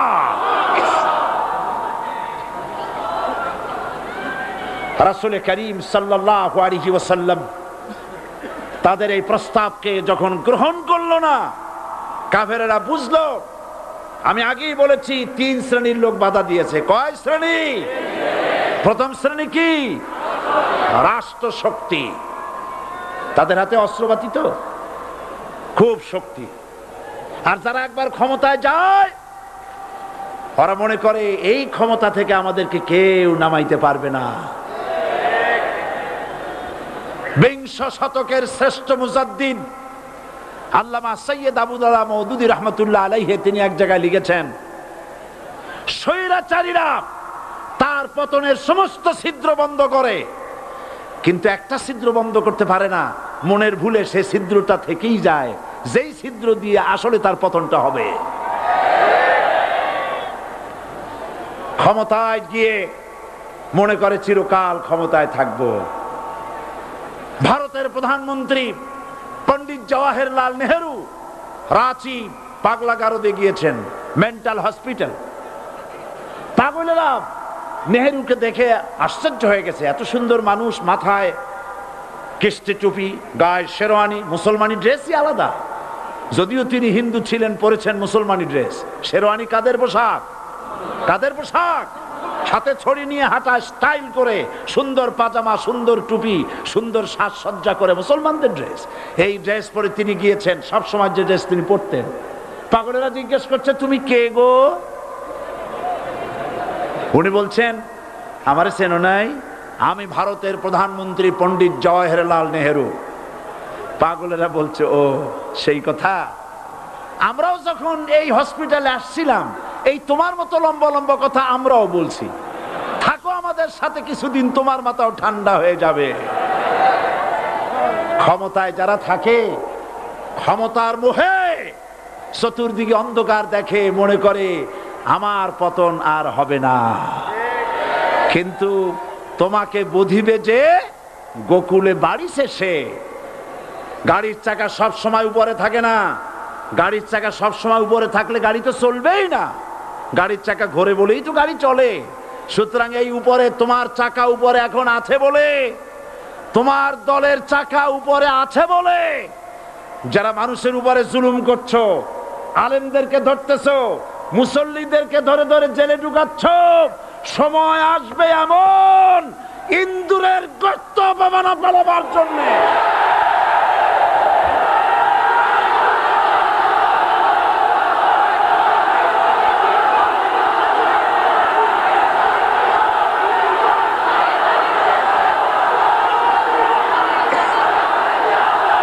আবু জাহেলের গোষ্ঠী, আবু জাহেলের গোষ্ঠী মনে করেছে সোজা আঙ্গুলে ঘি যখন উঠলো না, আঙ্গুল বাঁকা করতে হবে। শুরু হয়ে গেল অত্যাচার। শুরু হয়েছে না? হযরত সুমাইয়া রাদিয়াল্লাহু তাআলা আনহা কি নির্মম ভাবে, নিষ্ঠুর ভাবে তাকে শহীদ করা হলো। খাব্বাব, হুবাইব, হযরত খাব্বাব রাদিয়াল্লাহু তাআলা আনহুকে দেখে হযরত ওমর একদিন বলছিলেন, খাব্বাব তোমার পিঠে এত গর্ত কেন? এত গর্তওয়ালা পিঠ আর এত চিকুন কোমর আমি তো জীবনেও দেখিনি। হযরত খাব্বাব বলেছেন, ওমর জানো না, ইসলাম কবুল করার অপরাধে, কালেমা পড়ার অপরাধে কাফির বেঈমানেরা আমাকে মারধর করেছে, যখন আমি তাদের মারে কালেমা ছাড়ি নাই, তখন আগুন জ্বালায়া আগুনের আংটার উপরে, আংটা আগুনের উপরে আমাকে চিৎ করে শোয়ায়া, আমি যেন নড়াচড়া করতে না পারি সেজন্য আমার বুকের উপরে পাথর চাপা দিয়া রেখেছে। আগুনে গোশত পুড়ে পুড়ে আগুন ভিতরে ঢুকেছে, গায়ের রক্ত আর চর্বি গলে গলে পড়ে আগুনগুলো নিবেছে। ওই পিঠে যে গর্ত হয়েছে আজও পর্যন্ত সেই গর্ত মিটে যায় নাই। হযরত খাব্বাব রাদিয়াল্লাহু তাআলা আনহু বলছেন, বুখারী শরীফে হাদিসে ভাবে এসেছে, ওয়ান খাব্বাব বিন আরিত রাদিয়াল্লাহু তাআলা আনহু আন্নাহু ক্বাল শাকাউনা ইলা রাসূলিল্লাহ সাল্লাল্লাহু আলাইহি ওয়াসাল্লাম ওয়া হুয়া মুতাওয়াসসাদুন বুরদাতুন লাহু ফি জিল্লিল কাবা। আমি গেলাম রাসূলুল্লাহর কাছে, যে দেখি হুজুর বাইতুল্লাহ শরীফের ছায়ায় আরাম ফরমাচ্ছেন। আমি কাছে গিয়া বললাম, আলা তাস্তানসিরু লানা আলা তাদউ লানা ইয়া রাসূলুল্লাহ, হে রাসূল আপনি কি আমাদের জন্য দোয়া করবেন না?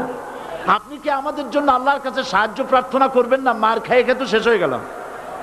শুনতেছেন আপনারা?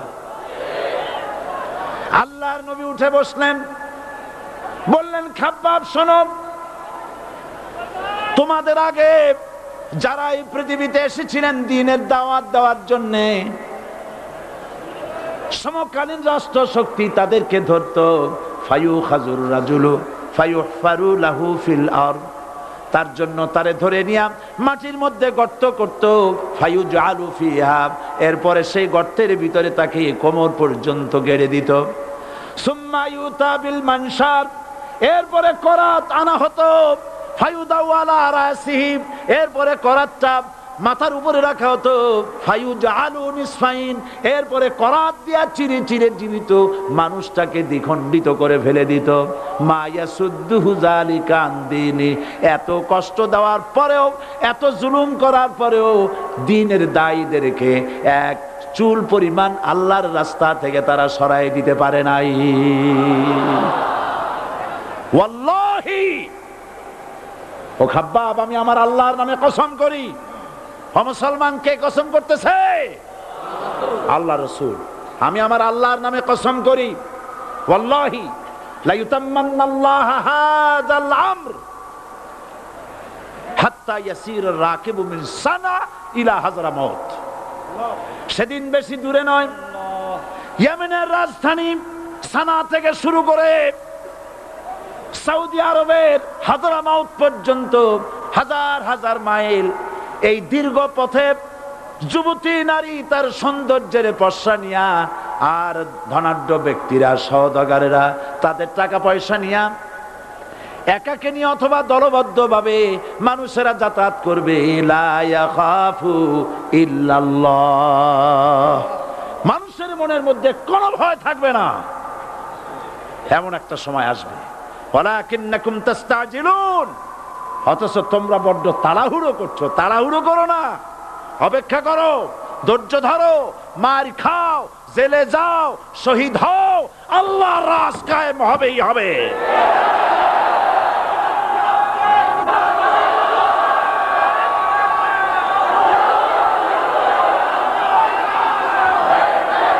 বিল্ডিং থেকে শিক্ষা গ্রহণ করুন।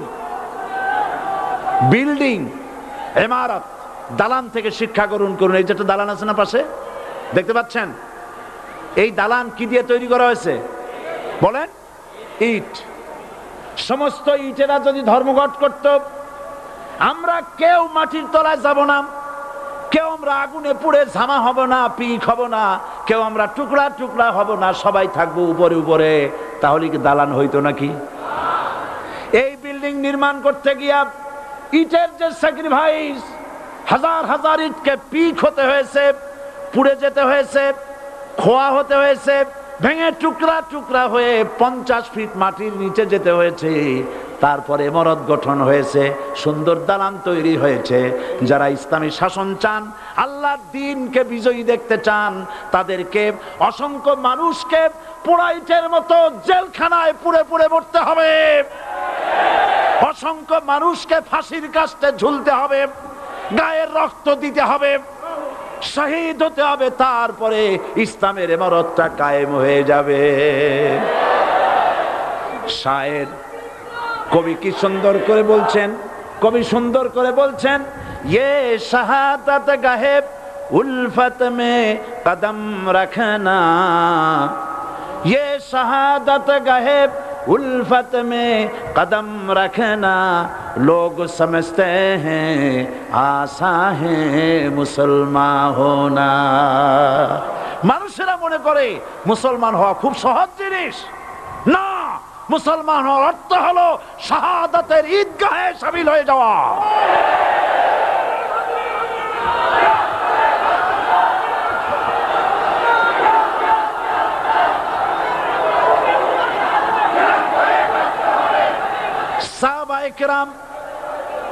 সাহাবায়ে কেরাম মার খেলেন, এবার স্বয়ং আল্লাহর নবীর গায়ে হাত তুলল। আবু জাহেল এসে হুজুরকে মারলেন, গলায় চাদর দিয়া এমন জোরে টান মেরেছে রাসূলুল্লাহ পড়ে গিয়েছেন। হাদিসে এসেছে হুজুরের চোখ মোবারক ঠিকরে পড়ে যেতেছে, চেহারা মোবারক লাল হয়ে গিয়েছে, জমিনের উপর আছাড় মেরে ফেলেছে। রাসূলের এই অবস্থা দেখে হযরতে হামজা তখনও কাফের ছিলেন, শিকার থেকে এসে তিনি এই দৃশ্য দেখলেন, দাসীর মুখে শুনলেন, ছুটে চলে গেলেন আবু জাহেলের বাড়িতে। যায় বলে, আবু জাহেল রে, তুই মুহাম্মদ সাল্লাল্লাহু আলাইহি ওয়াসাল্লাম মেরেছিস, বল কেন মারলি? এমন ভালো মানুষ তো জীবনে চোখে দেখি নাই, যিনি কোনো মিথ্যা কথা বলেন না, ভালো ভালো কথা বলেন, এক আল্লাহর গোলামি করার জন্য বলেন। এই সব ভালো কথা বলার জন্যই তুই তারে মারলি নাকি? আরে আবু জাহেল, তুই কি মনে করেছিস মুহাম্মদ সাল্লাল্লাহু আলাইহি ওয়াসাল্লাম তার পিতা আব্দুল্লাহ মারা গেছে বলে মুহাম্মদ সাল্লাল্লাহু আলাইহি ওয়াসাল্লাম এতিম হয়ে গেছে এই মনে করেছিস নাকি? জেনে রাখ, মুহাম্মদ সাল্লাল্লাহু আলাইহি ওয়াসাল্লামের পিতা আব্দুল্লাহ মারা গেছে, কিন্তু চাচা হামজা তো মরে যায় নাই। হাতের ধনুক দিয়া এমন জোরে আঘাত মারলেন, আবু জাহেলের মাথা ফেটে রক্ত ফিনকি দিয়ে বেরিয়ে এলো। হযরতে হামজা ঘরে ফিরে এসে রাসূল করিম সাল্লাল্লাহু আলাইহি ওয়াসাল্লামের মস্তক মোবারক কোলে উঠায় নিলেন আর বললেন, বাবা, তোমাকে মেরেছে বলে আমি আবু জাহেলের মাথাটা ফাটায় দিয়ে আসছি, তুমি খুশি হও। হুজুর বলছেন, চাচা, কার মাথা ফাটাইছো এইটা বলে আমারে খুশি করতে পারবা না। হযরতে হামজা বলেন, তুমি কি হলে খুশি হবে? হুজুর বলেন, হামজা চাচা গো, আমি খুশি হব যদি একটিবার চাচা তোমার মুখে শুনতে পাই ঈমানের কালেমা। হযরতে হামজা বলেন, মুহাম্মদ সাল্লাল্লাহু আলাইহি ওয়াসাল্লাম, আমি বুঝতে পেরেছি তুমি কোনো সাধারণ মানুষ নও। সাধারণ মানুষ হলে পরে তুমি প্রতিশোধে বিশ্বাসী হতে, খুশি হতে। প্রতিশোধে বিশ্বাসী হও নাই, তুমি অবশ্যই আল্লাহর নবী, কোনো সন্দেহ আমার নাই। তুমি সাক্ষী থাকো, আমি পড়ে নিলাম, লা ইলাহা ইল্লাল্লাহু মুহাম্মাদুর রাসূলুল্লাহ। জোরে পড়ো, লা ইলাহা ইল্লাল্লাহু মুহাম্মাদুর রাসূলুল্লাহ। ঘাবড়াবার কারণ নাই। এর অর্থ এই নাই যে আপনারা কালেমার দাওয়াত দিবেন আর রাষ্ট্রশক্তি আপনারে পিটাইতেই থাকবে, আপনার কোনদিন আপনার সুদিন ফিরে আসবে না। বিষয়টা কি এমন না? আমার আল্লাহর ওয়াদা শুনুন, ওয়ালা তাহিনু ওয়ালা তাহজানু ওয়া আনতুমুল আলাউনা ইন কুনতুম মুমিনিন। মুমিন যদি হও, আমি তোমাদেরকে বিজয় দান করব। সুবহানাল্লাহ বলেন। আজ যদি আমাদের উপরে বিপদ এসে থাকে, তাহলে তার একমাত্র কারণ পূর্ণাঙ্গ ঈমানের অভাব আমাদের মধ্যে রয়েছে, ঠিক কিনা? আজ পৃথিবীতে সব থেকে মার খায় কারা? চিল্লায় বলো। আলজেরিয়ায় কারা? বসনিয়ায় কারা? চেচনিয়ায় কারা? প্যালেস্টাইনে কারা? আহা, প্যালেস্টাইনের মুসলমানদেরকে মাইরে মাইরে শেষ করে দিল। দেখছেন ছবিতে না? দেখেন নাই? প্যালেস্টাইনের মুসলমানদের যে কে যখন মারা হচ্ছে, বাংলাদেশের প্রধানমন্ত্রী তখন আমেরিকায় ক্লিনটনের সঙ্গে কথা বলতেছেন। তিনি ক্লিনটনের কাছে তার পিতৃ হত্যার জন্য দায়ী সাজাপ্রাপ্ত 3 জন ব্যক্তিকে ফেরত চাচ্ছিলেন। আমার দৃষ্টিতে এটা কোনো অপরাধ নয়। সন্তান তার পিতার প্রতি আকর্ষণ থাকবেই। আমার আপত্তি সেখানে আপনি প্রধানমন্ত্রী শুধু শেখ পরিবারের প্রধানমন্ত্রী নন, শুধু আওয়ামী লীগের প্রধানমন্ত্রী হওয়া উচিত নয় আপনার। আপনি পৃথিবীর দ্বিতীয় বৃহত্তম বাংলাদেশের 12 কোটি মুসলমানের প্রধানমন্ত্রী। পিতৃ হত্যার আসামি ফেরত চাইলেন, কিন্তু বিল ক্লিনটনের আশ্রয় প্রশ্রয় লালিত পৃথিবীর অসভ্য জাতি সন্ত্রাসী ইহুদিরা প্যালেস্টাইনের মুসলমানদেরকে পাখির মতো গুলি করে হত্যা করছে। আপনি কেন এর জবাব চাইলেন না?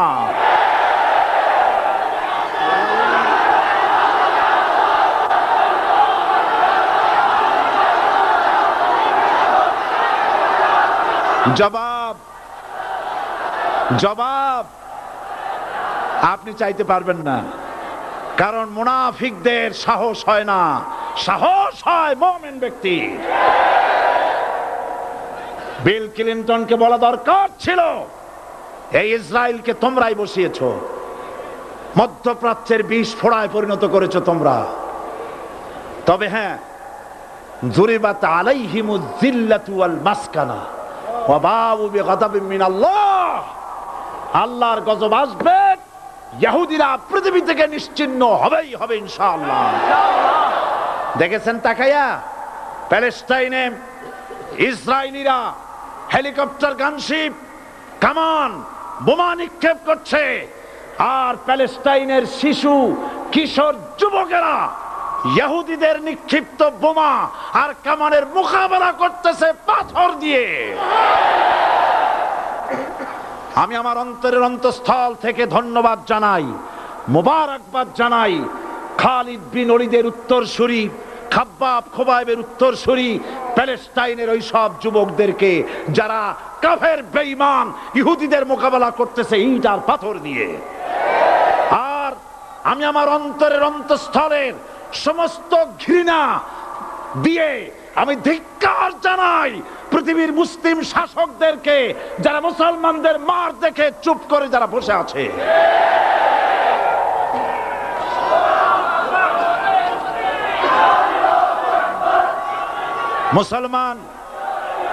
মুসলমান যদি মুসলমানের মতো হয়, 10 জন যথেষ্ট।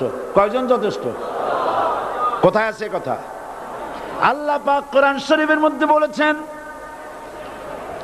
একজন যদি হও ইমানদার মুত্তাকি 10 জনের উপরে বিজয়ী হবে, 10 জন যদি হও 100-এর উপরে বিজয়ী হবে, 100 যদি হও 1000-এর উপরে বিজয়ী করব। জোরে বলেন সুবহানাল্লাহ।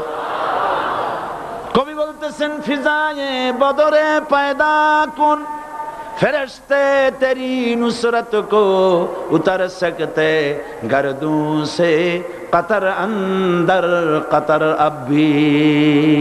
বদরের মুসলমানদের মতো ঈমান আনো, তাহলে আকাশ থেকে কাতারে কাতারে ফেরেশতা নাজিল করে দিয়ে আল্লাহ পাক তোমাদেরকে সাহায্য করবেন। সুবহানাল্লাহ। সে আল্লাহ আছে না নাই? জোরে বলেন, আছে না নাই?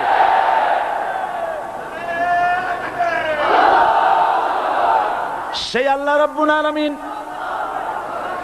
কোরআনে কারীমের ভিতরে আয়াতুল কুরসির মধ্যে বলে দিয়েছেন, আল্লাহু লা ইলাহা ইল্লা হুয়াল হাইয়ুল কাইয়্যুম।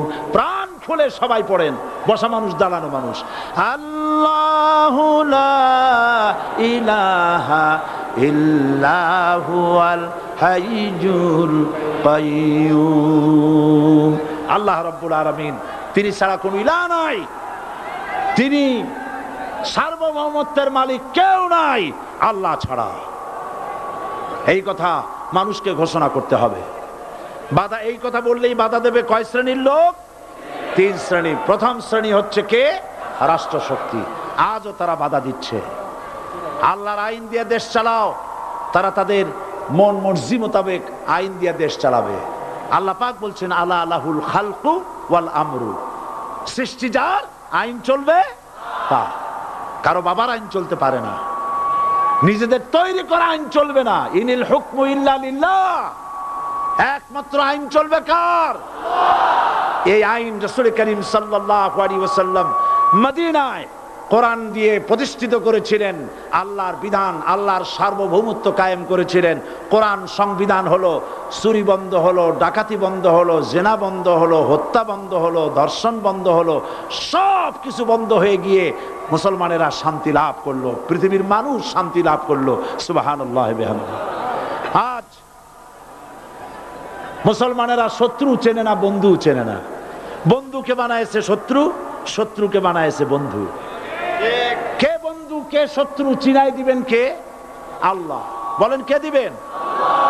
আল্লাহ রাব্বুল আলামিন কোরআনে কারীমের মধ্যে পরিষ্কার করে বলেছেন, লাতাজিদান্না শাদ্দান নাসি আদাওয়াতান লিল্লাযীনা আমানুল ইয়াহুদা ওয়াল্লাযীনা আশরাকু। আল্লাহ পাক বলছেন, হে রাসূল, মানুষের ভিতরে দুইটা শ্রেণী মুমিনদের জন্য সব থেকে জঘন্য দুশমন। কয়টা শ্রেণী?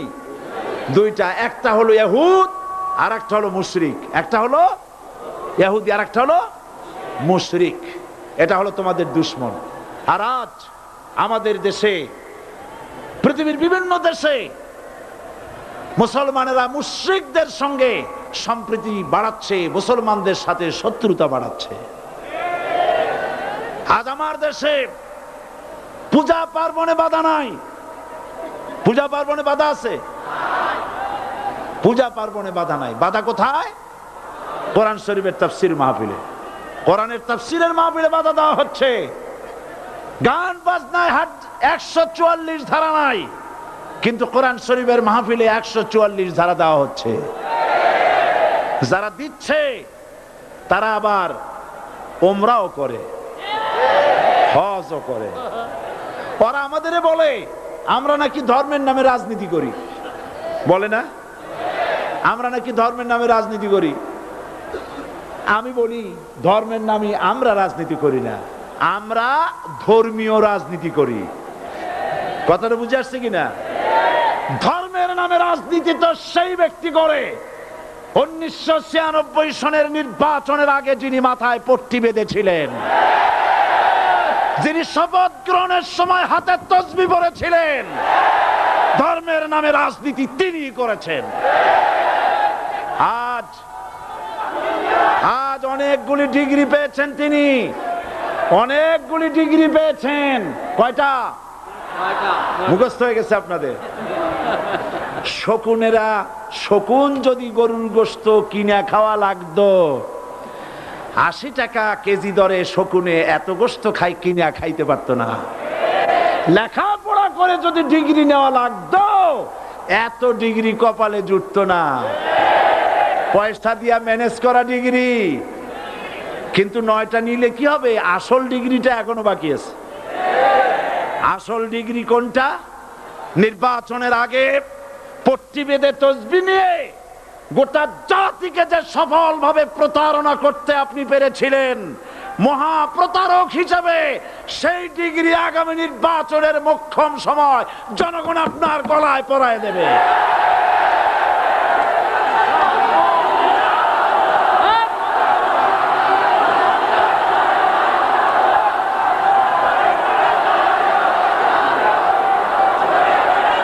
সুতরাং ধর্মের নামে রাজনীতি নয়, আমরা ধর্মীয় রাজনীতি করি। আমরা এই কোরআনের রাজনীতি করি। এই কোরআন নিয়ে বাঁচতে চাই, এই কোরআন নিয়ে মরতে চাই। এই কোরআন থেকে আমাদেরকে বিচ্ছিন্ন করতে চায় কাফের, বেঈমান, মুশরিকেরা। ও আমার জাতি, কোরআন থেকে যারা বিচ্ছিন্ন করতে চায়, তোমরা কি তাদের বিরুদ্ধে জিহাদের জন্য প্রস্তুত থাকবে?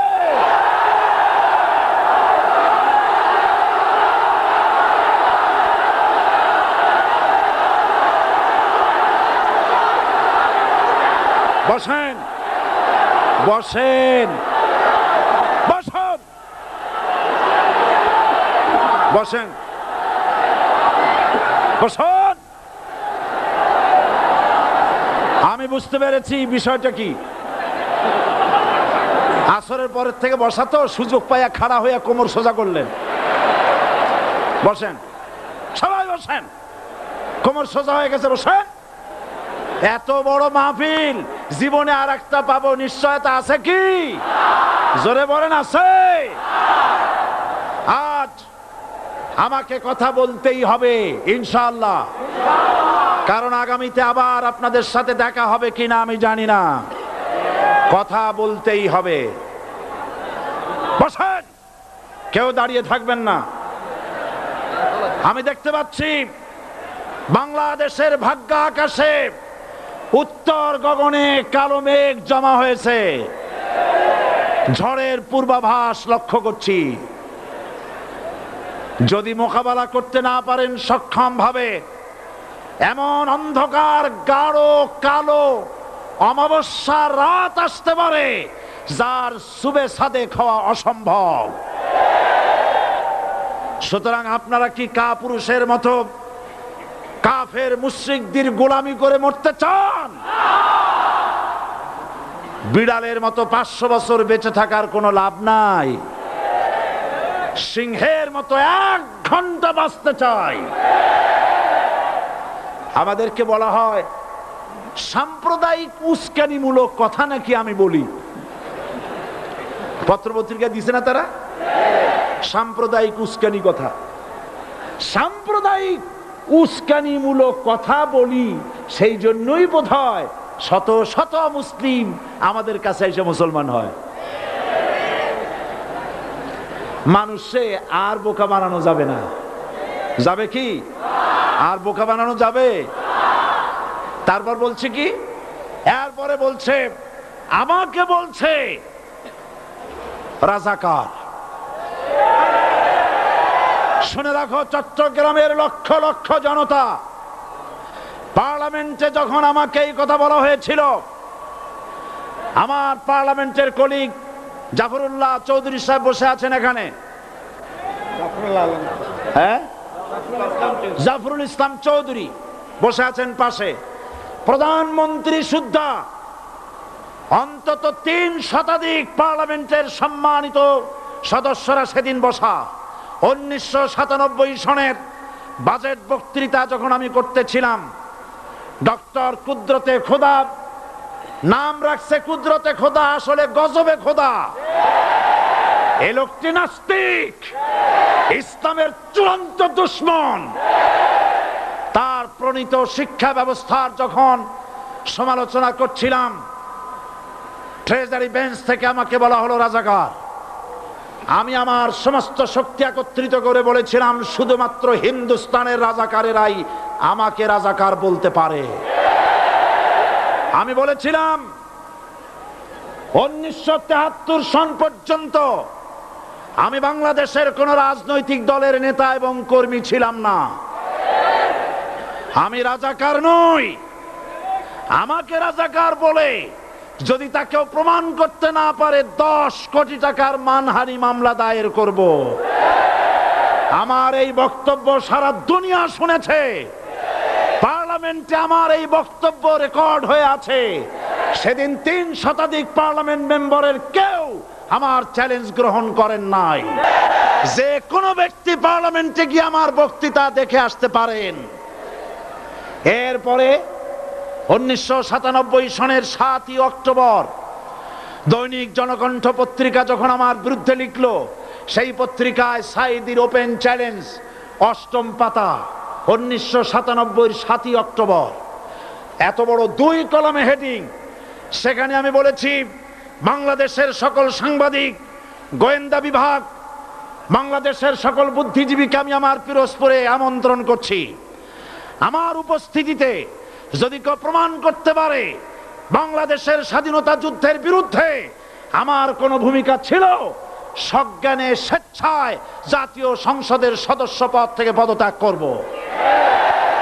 3 বছর পার হয়ে গেছে, আজ পর্যন্ত কেউ এই চ্যালেঞ্জের মোকাবেলা করে নাই। সুতরাং আমাকে যারা রাজাকার বলবে তারা পিতৃ পরিচয়হীন অবৈধ সন্তান। 1971 সনের, শোনো মুসলমানেরা, 1971 সনের কোন কাদা সাইদির গায়ে লাগে নাই। আমাকে রাজাকার বলে জনগণ থেকে বিচ্ছিন্ন করবা, জনগণ থেকে আমারে বিচ্ছিন্ন করা যাবে না। কারণ এই জনগণ আমার জন্য আসে না, এই জনগণ আসে আল্লাহর কোরআনের জন্য।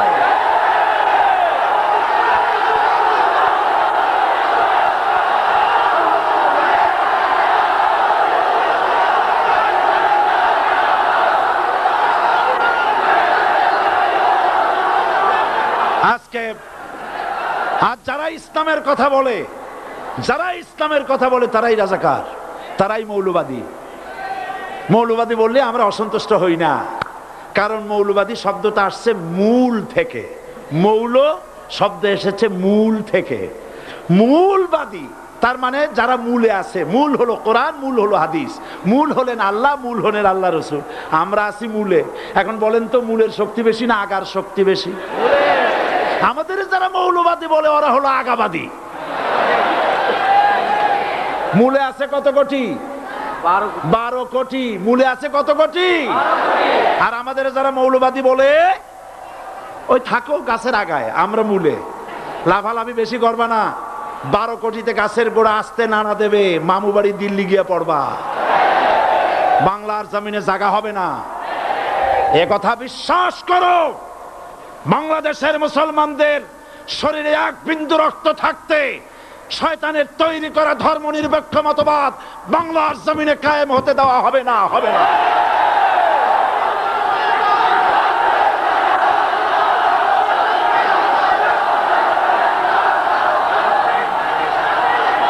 রাসূল করিম সাল্লাল্লাহু আলাইহি ওয়াসাল্লাম কোরআন প্রতিষ্ঠার জন্য আন্দোলন করেছিলেন।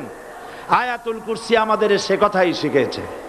আল্লাহ রাব্বুল আলামিন বলেন, আল্লাহু লা ইলাহা ইল্লা হুয়াল হাইয়ুল কাইয়্যুম। প্রাণ খুলে পড়েন, আল্লাহু লা ইলাহা ইল্লা হুয়াল হাইয়ুল কাইয়্যুম। আল্লাহ হচ্ছেন তিনি যিনি ছাড়া কোনো ইলাহ নাই, আইনদাতা নাই, বিধানদাতা নাই। আমরা মানুষের তৈরি করা আইন মানি না। 12 কোটি মুসলমানের দেশে আইন তৈরি করবে মানুষ, আমরা মানব না। পার্লামেন্টে তৈরি হতে হবে কোরআন দিয়ে, পার্লামেন্টে আইন তৈরি হতে হবে কোরআন দিয়ে। সুতরাং ভয় যতই পান আর যতই ষড়যন্ত্র করেন, 4 দল যখন একত্রিত হয়েছে, ঐক্যবদ্ধ থাকবে, সরকার ঐক্যবদ্ধভাবে গঠন হবে, নির্বাচন ঐক্যবদ্ধভাবে হবে এবং কোরআন হবে, আল কোরআনের পার্লামেন্ট হবে বাংলাদেশে।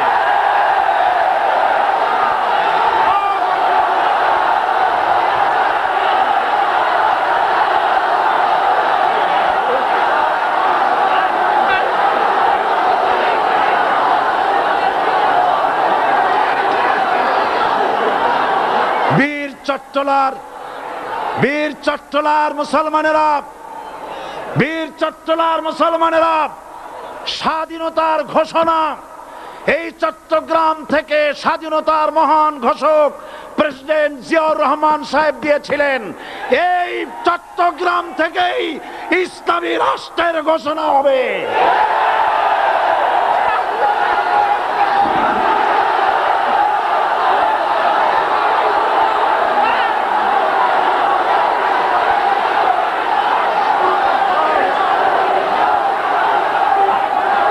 আশাবাদী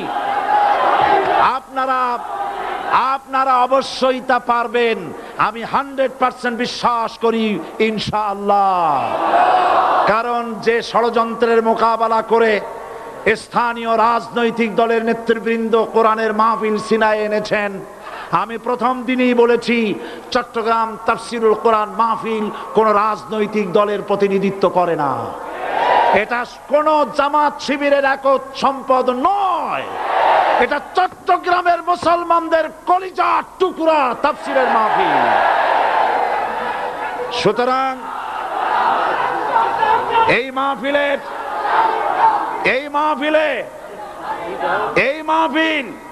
চট্টগ্রামে থাকবে ইনশাআল্লাহ কিয়ামত পর্যন্ত। 144 ধারা 288 হয়ে গেছে, ষড়যন্ত্র পায় পায় চলে গেছে। আমি ওই সব ছেলেদের বলি, সরকারি দলের ছাত্র হইয়া মুসলমানদের বিপক্ষে যাইও না। এদেশের ভাগ হয়ে গেছে দুটো শিবির, বোঝাই যাচ্ছে। একদিকে ভারতের পা চাটা গোলাম নাস্তিক মোরতাদ শ্রেণীর বুদ্ধিজীবী এবং তাদের মদতপুষ্ট সরকার, আর একদিকে ইসলামী শক্তি, ইসলামী দল আর দেশ প্রেমিক জাতীয়তাবাদী শক্তি। একদিকে হিমালয় পাহাড় আর একদিকে সূচ ইঁদুর। আল্লাহ বিজয় দেবে মুসলমানদের।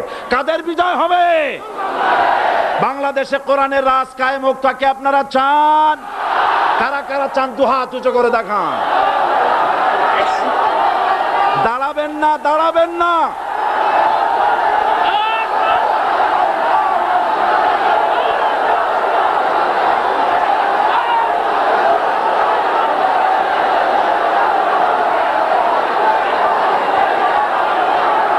বসুন, বসুন, আবার বসেন, বসুন। জোরে সরে জিকির করেন লা ইলাহা ইল্লাল্লাহ, আরো জোরে লা ইলাহা ইল্লাল্লাহ, লা ইলাহা ইল্লাল্লাহ,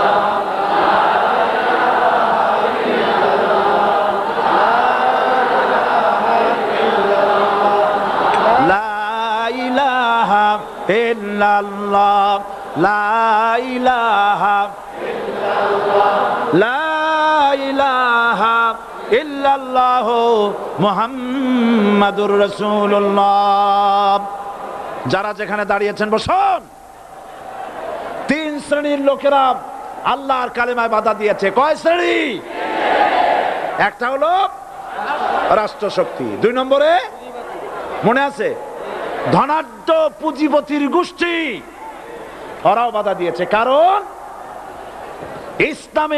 ইসলামকে বলা হয় পুঁজিবাদের আশ্রয়স্থল। নাউজুবিল্লাহ। সর্বপ্রথম ইসলাম কবুল করেছে কারা? ধনীরা না গরিবরা?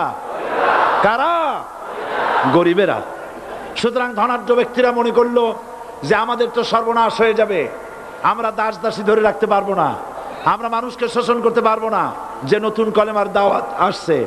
সুতরাং সরকারের হাতকে তারা পয়সা দিয়া শক্ত করেছে আর বলেছে যত টাকা লাগে এই লোকগুলারে ঠ্যাঙ্গান। আজও আছে কিনা? তা আছে কিনা? 3 নম্বরে বাধা দিয়েছে ধর্মের নামের এক শ্রেণীর কায়েমি স্বার্থবাদী শক্তি, যার সম্পর্কে সূরা তাওবায় আল্লাহ পাক বলেছেন ইন্না কাসীরাম মিনাল আহবারি ওয়ার রুহবান লা ইয়াকুলুনা আমওয়ালান নাস বিল বাতিল ওয়া ইয়াসুদ্দুনা আন সাবিলিল্লাহ। ইহুদি আহলে কিতাবদের মধ্যে এক শ্রেণীর বুজুর্গ ধরনের লোক, দরবেশ জাতীয় লোক,